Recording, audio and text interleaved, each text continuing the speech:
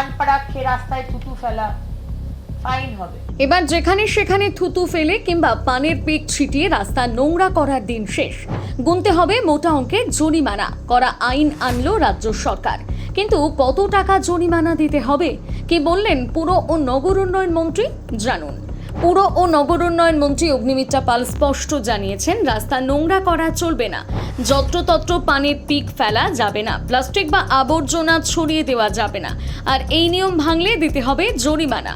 তবে সরকার এখনই জরিমানা শুরু করছে না, মানুষকে সচেতন হওয়ার সুযোগ দিতে আগামী 3 মাস সময় দেওয়া হচ্ছে।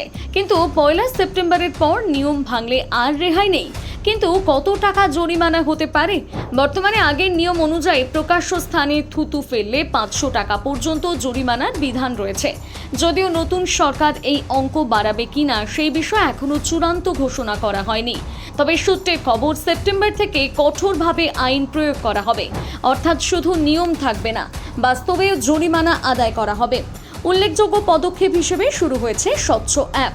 শহরকে পরিষ্কার রাখতে ইতিমধ্যেই চালু করা হয়েছে স্বচ্ছ অ্যাপ।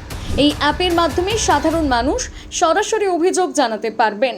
কোথাও আবর্জনা পড়ে থাকতে দেখলে ড্রেন পরিষ্কার না করে অথবা কোনো এলাকা নোংরা থাকলে ছবি তুলে অ্যাপে ডাউনলোড করলেই হবে। এরপর সংশ্লিষ্ট পুরসভা ব্যবস্থা নেবে, আর অভিযোগকারীকেও জানাতে হবে সমস্যার সমাধান হয়েছে কিনা। তবে শুধু থুতু বা ময়লা নয়, দৃশ্য দূষণ রোধেও পদক্ষেপের কথা জানিয়েছেন মন্ত্রী। অর্থাৎ শহরের সৌন্দর্য বাড়াতে এবং নাগরিক পরিবেশ উন্নত করতে একাধিক উদ্যোগ নেওয়া হচ্ছে। সরকার বলছে, জরিমানা আদায় করাই মূল লক্ষ্য নয়, বরং মানুষের অভ্যাস পরিবর্তন করাই সবচেয়ে বড় উদ্দেশ্য। কারণ পরিচ্ছন্ন শহর শুধু প্রশাসনের দায়িত্ব নয়, এটা নাগরিকদের দায়িত্ব। রাস্তা, পার্ক, বাজার বা স্টেশন পরিষ্কার রাখা আমাদের সকলের কর্তব্য।